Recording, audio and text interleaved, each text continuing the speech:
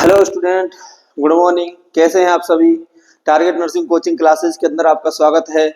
Next question session की तरफ हम चलते हैं, तो आप भी जल्दी से अपने पेन कॉपी ले लीजिए और लेकर बैठ जाइए। जो भी क्वेश्चन सेशन हम करा रहे हैं उसको एक नोट पैड के अंदर अच्छे से नोट कर लीजिए, ताकि आगामी आने वाली एग्जाम के लिए आपको फायदा हो सके। ठीक है, तो हम स्टार्ट करते हैं पहले क्वेश्चन से कि क्या कह रहा है। देखो, पहला क्वेश्चन है, इसको हम देखते हैं। Which clotting factor changes in pregnancy. ऐसा कौन सा क्लॉटिंग फैक्टर है, क्लॉटिंग फैक्टर के अंदर कौन कौन से क्लॉटिंग फैक्टर हैं जिनके अंदर प्रेगनेंसी के अंदर चेंजेस आता है, उसके बारे में हम बात कर रहे हैं। ठीक है ना। हाँ, तो यहाँ which clotting factor changes in pregnancy मतलब, और यहाँ पर हम लिखते हैं decrease, changes in pregnancy decrease.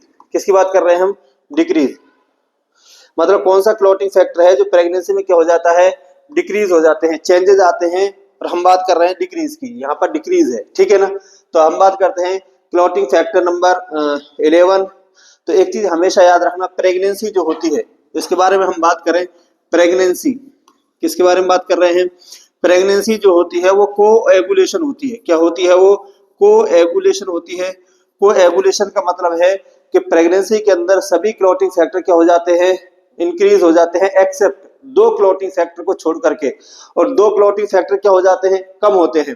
सभी बढ़ जाते हैं या फिर कुछ रिमेन रह जाते हैं, लेकिन दो क्लॉटिंग फैक्टर जो है वो क्या हो जाते हैं, और यहाँ पर पूछा हमने डिक्रीज, कौन से? कम हो जाते हैं। तो याद रखना, मोस्टली क्लॉटिंग फैक्टर बढ़ जाते हैं प्रेगनेंसी के अंदर, और दो क्लॉटिंग फैक्टर ऐसे हैं जो क्या होते हैं, कम होते हैं। और उनका आता है, एक तो क्लॉटिंग फैक्टर नंबर 11। कौन सा? Clotting factor number 11। और दूसरा क्लॉटिंग फैक्टर नंबर 13। कौन सा? Clotting factor number 13।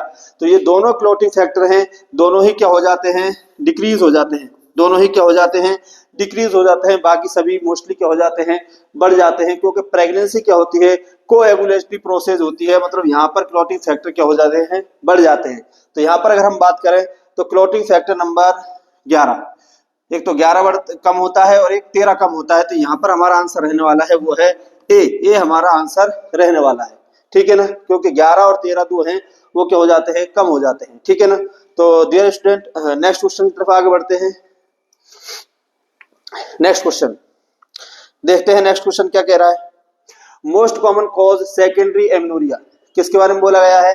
Secondary amenorrhoea के बारे में बोला गया है। एमनोरिया का मतलब होता है absence of menstrual cycle. Amenorrhoea का मतलब क्या होता है? Absence of menstrual cycle. किसका? मेंस्ट्रुअल साइकिल का क्या हो जाना, एब्सेंट हो जाना, क्या कहलाता है? एमनोरिया कहलाता है। अब जो मेंस्ट्रुअल साइकिल है इसको समझते हैं।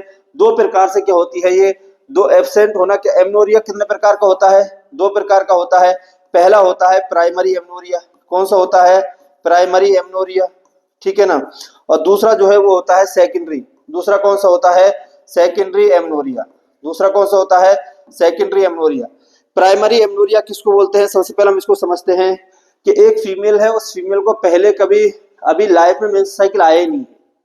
लाइफ के अंदर मेंस्ट्रुअल साइकिल क्या है, स्टार्ट ही नहीं हुआ है, प्यूबर्टी की एज नहीं आई है, उससे पहले मेंस्ट्रुअल साइकिल क्या है, एब्सेंट है। उसको क्या बोलते हैं हम? प्राइमरी एमनोरिया बोलते हैं। क्या बोलते हैं उसको? प्राइमरी एमनोरिया बोलते हैं। अब ये जो एब्सेंट है ये क्या कहाँ कहाँ हमें देखने को मिल सकता है? एक तो कंजेनाइटल देखने को मिल सकता है। कैसा देखने को मिल सकता है हमें? कंजेनाइटल देखने को मिल सकता है कि बच्चे के अंदर क्या है, कोई कंजेनाइटल ही प्रॉब्लम है। कौन सी प्रॉब्लम है? कोई कंजेनाइटल ही प्रॉब्लम है, उसकी वजह से देखने को मिल सकता है। दूसरा अगर हम बात करें तो कोई भी एनाटॉमिकल प्रॉब्लम हो सकती है। क्या हो सकती है? एनाटॉमिकल प्रॉब्लम हो सकती है। कोई एनाटॉमिकल प्रॉब्लम हो सकती है। अब anatomical problem, congenital anatomical problem की बात करें तो यहाँ पर क्या है, कोई भी एनाटॉमिकल ऑर्गन क्या है वो ओपन नहीं है, उसकी वजह से मेंस्ट्रुअल साइकिल आया ही नहीं है। तो पहली बार ही मेंस्ट्रुअल साइकिल नहीं आया, वो किसके अंदर आता है? प्राइमरी के अंदर। किसके अंदर आता है? प्राइमरी के अंदर। मतलब कि फीमेल है, प्यूबर्टी की एज को नहीं पहुंची, अभी मेंस्ट्रुअल साइकिल नहीं आ रहा है, एमनोरिया है, प्राइमरी है। कैसा है? प्राइमरी है। ठीक है ना। और इसी प्राइमरी के अंदर बात करते हैं, एक होता है फिजियोलॉजिकल और एक होता है पैथोलॉजिकल। तो इसके अंदर अगर हम बात करें, नॉर्मली अभी एज नहीं हुई है जिसकी वजह से मेंस्ट्रुअल साइकिल नहीं आ रहा है, वो किसके अंदर आ जाएगा? प्राइमरी के अंदर आ जाएगा। किसके अंदर आ जाएगा? फिजियोलॉजिकल के अंदर आ जाएगा। किसके अंदर आ जाएगा? Physiological amenorrhoea. किसके अंदर आ जाएगा? फिजियोलॉजिकल एमनोरिया के अंदर आ जाएगा। मतलब फीमेल की एज ही नहीं हुई है, मेंस्ट्रुअल साइकिल आया नहीं है, कोई बीमारी थोड़ी है, ठीक है ना, तो वो किसके अंदर आएगा, फिजियोलॉजिकल। दूसरी बात आती है पैथोलॉजिकल। किसकी बात करते हैं हम, पैथोलॉजिकल की बात करें तो पैथोलॉजिकल मतलब किसी बीमारी की वजह से, फीमेल के अंदर कोई बीमारी है, कोई ना कोई प्रॉब्लम है, एनाटॉमिकली कोई प्रॉब्लम है, ठीक है ना, एज हो गई है और फिर भी मेंस्ट्रुअल साइकिल नहीं आ रहा है, मतलब कोई ना कोई या तो कोई कंजेनाइटल प्रॉब्लम है या कोई एनाटॉमिकल प्रॉब्लम है, तो उसको बोलते हैं हम किसी बीमारी की वजह से, क्या बोलते हैं उसको, पैथोलॉजिकल कंडीशन, उसको बोलेंगे पैथोलॉजिकल प्राइमरी एमनोरिया। क्या बोलेंगे उसको, किसी बीमारी की वजह से है, पहली बार ही मेंस्ट्रुअल साइकिल नहीं आया, तो उसको बोलेंगे पैथोलॉजिकल प्राइमरी एमनोरिया। और अगर नॉर्मली एज ही नहीं हुई है अभी फीमेल की, पहली बार में साइकिल नहीं आया, उसको बोलेंगे फिजियोलॉजिकल प्राइमरी एमनोरिया, ठीक है। दूसरी बात करते हैं हम यहाँ पर सेकेंडरी एमनोरिया की बात करते हैं। तो सेकेंडरी एमनोरिया हमेशा याद रखना, सेकेंडरी एमनोरिया का मतलब होता है फीमेल को मेंस साइकिल स्टार्ट हो गया था, लाइफ के अंदर फीमेल को मेंस साइकिल जो है वो स्टार्ट हो गया था, लेकिन अभी क्या है, एब्सेंट है। अब वो एब्सेंट भी दो प्रकार का हो सकता है। कितने प्रकार का हो सकता है, दो प्रकार का हो सकता है। पहला हो सकता है नॉर्मली एब्सेंट होना, नॉर्मली जैसा कि फीमेल क्या है, प्रेग्नेंट है, क्या है, फीमेल क्या है, प्रेग्नेंट है, या फीमेल कौन सी एज को पहुंच गई है, मीनोपोज की एज को पहुंच गई है, कौन सी एज, फीमेल की मीनोपोज एज हो गई है, फीमेल प्रेग्नेंट हो गई है। अब ये कोई बीमारी थोड़ी ना है, मेंस्ट्रुअल साइकिल पहले स्टार्ट हो गई थी, अभी क्या है, बंद है, वो सेकेंडरी के अंदर आएगा। और अगर वो बगैर किसी बीमारी के है तो वो क्या है, फिजियोलॉजिकल सेकेंडरी एमनोरिया है। और अगर वो किसी बीमारी की वजह से होता है तो वो पैथोलॉजिकल सेकेंडरी एमनोरिया कहलाएगा। अब देखो, प्रेगनेंसी की वजह से मेंस्ट्रुअल साइकिल का एब्सेंट होना या फिर मीनोपोज की वजह से मेंस्ट्रुअल साइकिल एब्सेंट होना, ये कहलाएगा फिजियोलॉजिकल सेकेंडरी एमनोरिया। क्या कहलाएगा, फिजियोलॉजिकल सेकेंडरी एमनोरिया। और अगर फीमेल को मेंस्ट्रुअल साइकिल क्या था, स्टार्ट हो गया था, फीमेल की अगर हम बात करें, मेंस्ट्रुअल साइकिल जो है वो क्या हो गया था, स्टार्ट हो गया था, और अभी किसी बीमारी की वजह से नहीं आ रहा है, किसकी वजह से, कोई बीमारी हुई है उसकी वजह से नहीं आ रहा, तो फिर वो किसके अंदर आएगा, पैथोलॉजिकल के अंदर, पैथोलॉजिकल सेकेंडरी एमनोरिया के अंदर आएगा। तो उम्मीद करता हूं ये आपको समझ में आया होगा कि मेंस्ट्रुअल साइकिल एब्सेंट होता है, दो प्रकार का होता है, प्राइमरी सेकेंडरी। प्राइमरी अभी एज ही नहीं हुई है, पहली बार लाइफ में नहीं आया है, वो प्राइमरी कहलाता है। और आ गया उसके बाद अब नहीं आया, वो क्या कहलाता है, सेकेंडरी। और सेकेंडरी हमेशा जो होता है ना, अगर नहीं आया तो बीमारी की वजह से नहीं आया है, पैथोलॉजिकल, ठीक है ना, वरना प्रेगनेंसी के अंदर, मीनोपॉज के अंदर आता है, वो फिजियोलॉजिकल होता है, ठीक है। दूसरी बात करते हैं, नेक्स्ट बात कर लेते हैं हम यहाँ पर टर्नर सिंड्रोम। किसकी बात करते हैं, इसको समझते हैं, टर्नर सिंड्रोम को समझते हैं। किसको समझते हैं, टर्नर सिंड्रोम को समझते हैं कि टर्नर सिंड्रोम क्या है, ठीक है ना। तो याद रखना, टर्नर सिंड्रोम जो होता है ये होती है क्रोमोसोम, एक क्रोमोसोम की क्या हो जाती है, कमी हो जाती है, ठीक है ना। कौन सा, टर्नर सिंड्रोम के अंदर क्या होते हैं, क्रोमोसोम जो है क्या होते हैं, क्रोमोसोम जो है वो कितने रह जाते हैं, 45 क्रोमोसोम रह जाते हैं। कितने रह जाते हैं, 45 क्रोमोसोम रह जाते हैं। उसको क्या बोलते हैं हम, टर्नर सिंड्रोम। क्या बोलते हैं उसको, टर्नर सिंड्रोम बोलते हैं, ठीक है ना। इसी तरीके से अगर हम क्रोमोसोम की और बात करें, एक होता है क्लीनफेल्टर सिंड्रोम। कौन सा होता है, क्लीनफेल्टर सिंड्रोम। कौन सा होता है, क्लीनफेल्टर सिंड्रोम। तो यहाँ पर एक क्रोमोसोम की क्या हो जाती है, क्रोमोसोम एक्स की क्या हो जाती है, यहाँ पर 44 प्लस एक्स, एक क्रोमोसोम की यहाँ पर टर्नर के अंदर कमी हो जाती है, ठीक है ना। और यहाँ पर क्लीनफेल्टर के अंदर एक क्रोमोसोम क्या हो जाता है, ज्यादा हो जाता है। तो कितने क्रोमोसोम हो जाते हैं, 46 की जगह कितने हो जाते हैं, 47 क्रोमोसोम हो जाते हैं। उसको बोलते हैं क्लीनफेल्टर सिंड्रोम। क्या बोलते हैं उसको, क्लीनफेल्टर सिंड्रोम। और मोस्टली इसके अंदर जो देखने को मिलता है वो देखने को मिलता है गायनेकोमेस्टिया। क्या देखने को मिलता है, गायनेकोमेस्टिया। मतलब मेल के जो ब्रेस्ट हैं वो किस तरीके से फीमेल की तरह ब्रेस्ट देखने को मिलते हैं। जो मेल जिनके अंदर क्या है, क्लीनफेल्टर सिंड्रोम है, कितने क्रोमोसोम है, 47 क्रोमोसोम है, उनको क्या बोलते हैं हम, गायनेकोमेस्टिया उनके अंदर देखने को मिलता है। मतलब उन मेल्स के ब्रेस्ट का साइज जो है वो फीमेल के ब्रेस्ट की साइज की तरह हमें देखने को मिलता है। आगे बात समझ में, ठीक है ना। तो Turner syndrome cause of secondary amenorrhoea का टर्नर सिंड्रोम तो बिल्कुल नहीं है। हम बात करते हैं मुल्लेरियन सिंड्रोम। किसकी बात करते हैं, मुल्लेरियन सिंड्रोम के बारे में जानते हैं कि मुल्लेरियन सिंड्रोम क्या है। तो याद रखना, मुल्लेरियन सिंड्रोम अगर किसी को है तो वहां पर देखने को मिलता है यूट्रस के अंदर प्रॉब्लम देखने को मिलती है। किसके अंदर प्रॉब्लम देखने को मिलती है, यूट्रस के अंदर प्रॉब्लम जो है वो देखने को मिलती है। यूट्रस के अंदर क्या होता है, एक तो देखने को मिलता है बाइकॉर्नेट यूट्रस। क्या देखने को मिलता है, बाइकॉर्नेट यूट्रस देखने को मिलता है, ठीक है ना। और दूसरा देखने को मिलता है यूनिकॉर्नेट। क्या देखने को मिलता है, यूनिकॉर्नेट यूट्रस देखने को मिलता है। अब बाइकॉर्नेट और यूनिकॉर्नेट क्या होता है, देखो ये यूट्रस है और यूट्रस इस तरीके से दो उसमें हो जाए, किसमें हो जाए, इस तरीके से दो भाग में बट जाए। एक यूट्रस के कितने भाग बट जाए, दो भाग में, एक यूट्रस ये रहा और एक यूट्रस ये बन गया, ठीक है ना, इसको बोलते हैं हम कौन सा, बाइकॉर्नेट यूट्रस। दूसरा बोलता है यूनिकॉर्नेट, एक रह जाता है, एक ही यूट्रस का भाग रह जाता है इस तरीके से, ठीक है ना, उसको बोलते हैं यूनिकॉर्नेट यूट्रस। तो बाइकॉर्नेट यूट्रस, यूनिकॉर्नेट यूट्रस, ये जो है एक इसके अंदर देखने को मिलते हैं हमें मुल्लेरियन सिंड्रोम के अंदर देखने को मिलते हैं, ठीक है ना। तो सेकेंडरी एमोरिया का कोई रोल नहीं है, मलेरियन सिंड्रोम के अंदर हमें यूट्रस के अंदर ये प्रॉब्लम्स देखने को मिलती हैं। नेक्स्ट बात करते हैं प्रेगनेंसी, तो ये हमारा आंसर रहने वाला है, अभी हमने पढ़ा है कि सेकेंडरी एमोरिया, सेकेंडरी के अंदर कौन से आते हैं कि फीमेल मेंस्ट्रुअल स्टार्ट हो गया था लेकिन अब स्टॉप है, पहले स्टार्ट हो गया था लेकिन अभी प्रेगनेंसी की वजह से स्टॉप हो सकता है, मेनोपॉज की वजह से स्टॉप हो सकता है। तो सेकेंडरी एमोरिया के अंदर क्या आएगा, प्रेगनेंसी आएगा, ये यहाँ पर आंसर हमारा रहने वाला है बी, प्रेगनेंसी। नेक्स्ट बात करते हैं कालमैन सिंड्रोम के बारे में बात कर लेते हैं। कालमैन सिंड्रोम क्या होता है इसको भी समझ लेते हैं। कालमैन सिंड्रोम, तो अगर मैं आपको कालमैन सिंड्रोम के बारे में बताऊं, किसके बारे में बताऊं, कालमैन सिंड्रोम के बारे में बताता हूं, तो ये एक प्रॉब्लम है, कौन सा हार्मोन, एचसीजी हार्मोन, कौन सा हार्मोन, जीएनआरएच हार्मोन, कौन सा हार्मोन, जीएनआरएच हार्मोन की कमी की वजह से देखने को मिलता है। इसके अंदर क्या क्या देखने को मिल सकता है हमें, ठीक है ना, तो सबसे पहले इसके अंदर एक चीज तो हमें देखने को मिलता है मेल के अंदर, एनोस्मिया, क्या देखने को मिलेगा हमें, एनोस्मिया देखने को मिलेगा, मतलब सेंस ऑफ स्मेल फैशन की क्या हो जाती है, गायब हो जाती है, किसी व्यक्ति की क्या हो जाना, सेंस ऑफ स्मेल गायब हो जाती है, स्मेल का पता नहीं है कैसी स्मेल आ रही है, वो किसमें देखने को मिलेगा आपको, कालमैन सिंड्रोम के अंदर। दूसरा अगर हम बात करते हैं इसके अंदर, दूसरा क्या देखने को मिलता है हमें, डिले प्यूबर्टी देखने को मिलता है, क्या देखने को मिलता है, डिले प्यूबर्टी देखने को मिलेगी। एक कोई व्यक्ति है उसको जवानी नहीं हो रहा, प्यूबर्टी नहीं हो रही, ठीक है ना, तो दूसरा क्या देखने को मिलेगा हमें, डिले प्यूबर्टी देखने को मिलती है। तीसरा अगर मैं बात करूं तो तीसरा देखने को मिलेगा हमें क्रिप्टोर्चिज्म, क्रिप्टोर्चिज्म देखने को मिलेगा। क्रिप्टोर्चिज्म क्या होता है, अनडिसेंडेज टेस्टिस, मतलब ये होते हैं कि एब्डोमिनल कैविटी से टेस्टिस जो है वो आते ही नहीं है, या तो एक टेस्टिस देखने को मिलेगा या दोनों ही टेस्टिस जो है वो क्या देखने को मिलेंगे, एब्सेंट देखने को मिलेंगे, ठीक है ना। तो ये तीनों ही मोस्टली चीजें देखने को मिलती है किसके अंदर, कालमैन सिंड्रोम के अंदर। किसकी वजह से होता है, जीएनआरएच हार्मोन की कमी की वजह से होता है।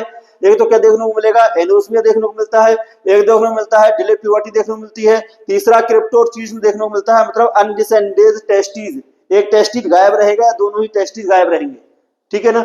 और इन तीनों को ही बोलते हैं क्या, कालमैन सिंड्रोम के ट्राइड सिम्टम बोलते हैं, क्या बोलते हैं इसको, ट्राइड साइन बोलते हैं, क्या बोलते हैं, ट्राइड साइन है। तीनों ही साइन हमें किसके अंदर देखने को मिलते हैं, कालमैन सिंड्रोम के अंदर देखने को मिलते हैं।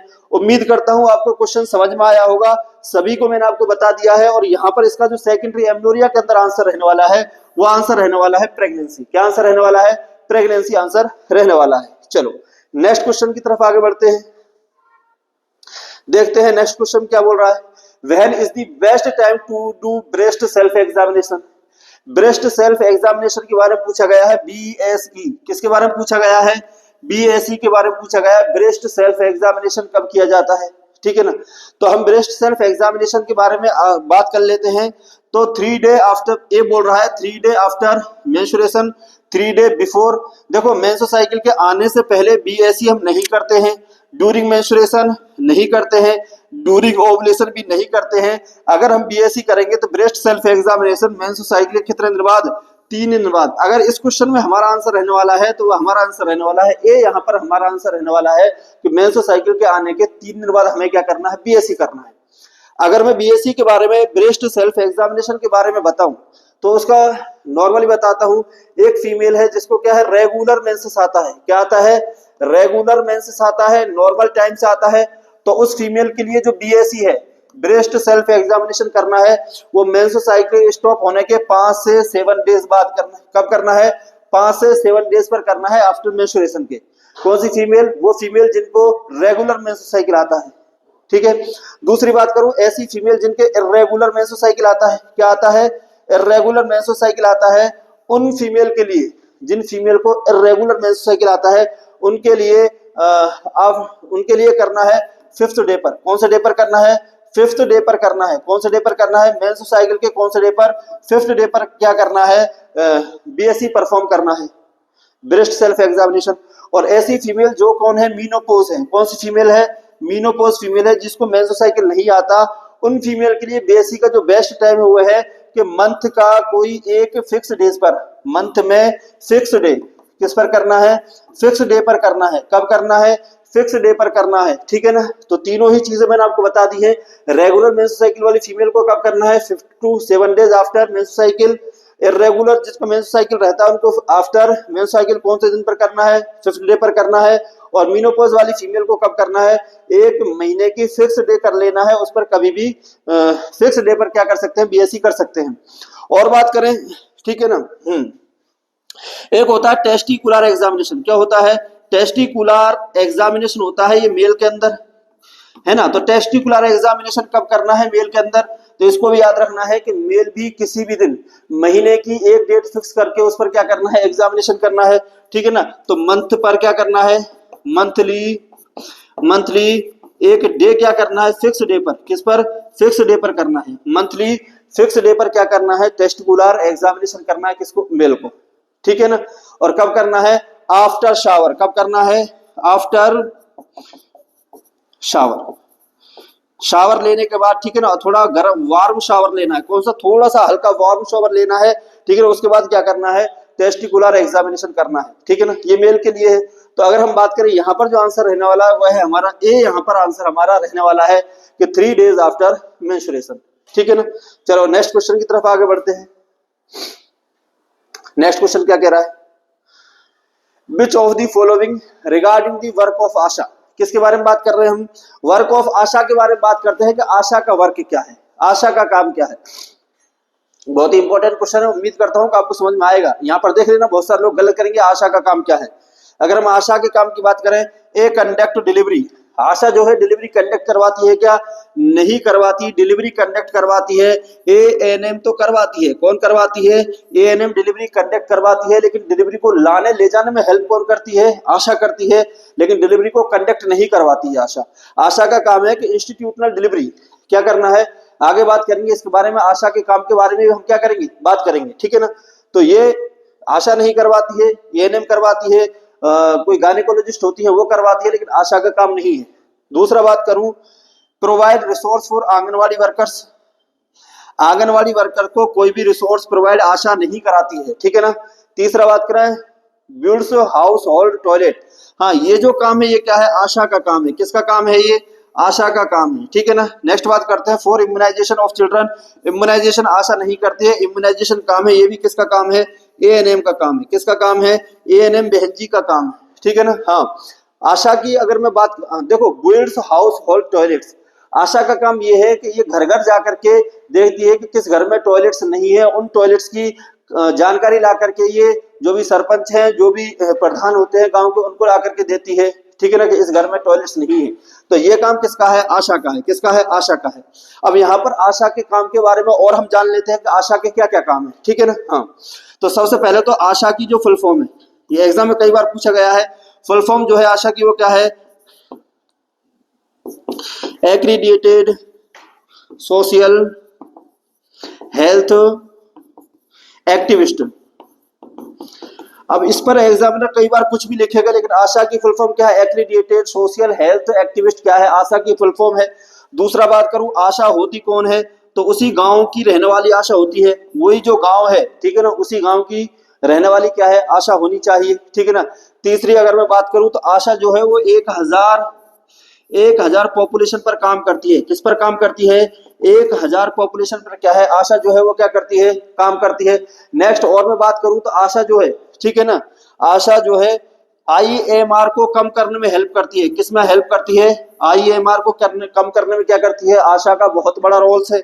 नेक्स्ट और मैं बताता हूं आशा के बारे में कि जब टीकाकरण होता है, एएनएम जब टीकाकरण करती है तो उन बच्चों को एएनएम तक पहुंचाने का जो काम है वो किसका काम है, आशा का काम होता है।